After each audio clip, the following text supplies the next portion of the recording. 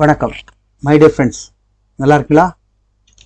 இன்னைக்கு நம்ம இன்ஜினியர்ஸ் இருக்கான், நம்ம என்ஜினியர் மெக்கானிக்கல் லைனில் உள்ளவங்களுக்கு ஒரு வாய்ப்பு பாருங்க. South Korea very rare. And நிறைய பேர் விசிட்டில் தான் இறங்குவாங்க. பாதி பேர் உள்ளே போயிடுவாங்க, மீதி பேர் திரும்பி வந்துடுவாங்க. அப்படி நிறைய பேர் பணத்தை கட்டிட்டு மாட்டிட்டு கிடப்பாங்க.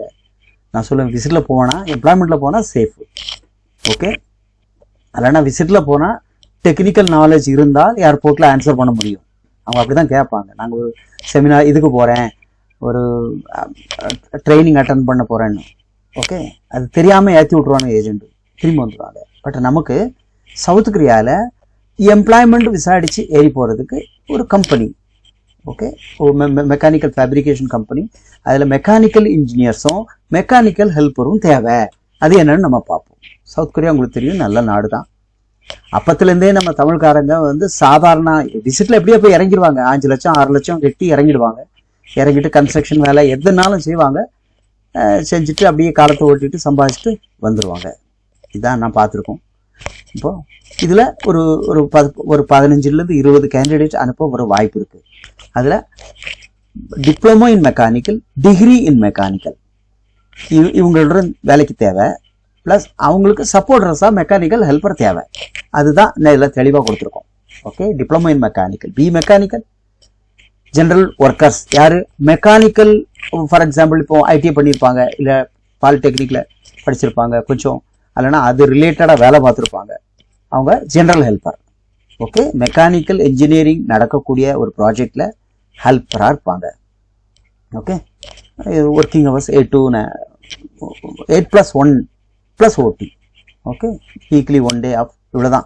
மற்றபடி டாக்குமெண்ட்லாம் நீங்கள் தரணும். இதுக்கு இன்டர்வியூ, இன்ஜினியர் மார்க்கு இன்டர்வியூ இருக்குது, டெலகாலிங் இன்டர்வியூ உண்டு. ஓகே,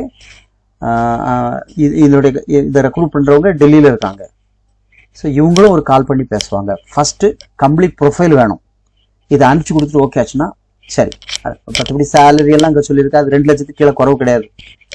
ஹெல்ப்பர் மார்க்லாம் 2 ரூபாட்டம் வந்துடும். மற்ற இன்ஜினியர்ஸ்க்குலாம் அதோட கொஞ்சம் குறவு, 2 ரூபாட்டம் வரும். சேஃப்டியாக போகலாம். இதுவும் அப்படிதான். ஒரு 3 weeks தான் இந்த ப்ராசஸ். அதுக்கப்புறம் அடுத்த ஸ்டெப்க்கு நம்ம போயிடும். 1.5 மாதம் மொத்தத்தில் ஆகும். இனிஷியலாக அட்வான்ஸ் இல்லை.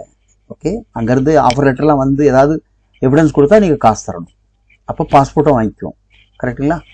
பாஸ்போர்ட்டில் விசா அடித்து தான் இது போகும். அதனால் ஒன்றும் பயப்பட வேண்டியதான். லீகலான ஒர்க்கு தான். இதுக்கு மொத்தம் நாங்கள் சர்வீஸ் வாங்குறது டிக்கெட்டோடு சேர்த்து 650. இல்லைன்னா ஒரு 5 மக்கள் தந்தால் டிக்கெட் நீங்கள் எடுத்துகிட்டு போயிருங்க. டிக்கெட் அந்த ரேஞ்சு தான் வரும். 50, 60, 55, 60. மற்ற செலவு ஒன்றும் இல்லை. ஸோ இது என்னை பொறுத்த வரைக்கும் இது அதிகம் இல்லை. ஏன்னா சவுத் கொரியா போகிறவங்களுக்கு லீகலாக ப்ராம்ப்டாக போகிறோம். அட்வான்ஸு ஆரம்பத்தில் இல்லை. அப்போ ஒரு 6.5 மனசில் வச்சுக்கிங்க, அழகாக பண்ணி கொடுக்கலாம். அப்ளை பண்ணுங்க. முதல்ல ப்ரொஃபைல் அனுப்புங்க, நான் அப்ரூவல் வாங்கி தரோம். ஓகே, சரி. வேறு அடுத்த வீடியோவில் சந்திப்போம். அப்போ சவுத் கொரியாவுக்கு இன்ட்ரெஸ்ட் உள்ளவங்க நீங்கள் அப்ளை பண்ணலாம். Okay, thank you for watching my channel.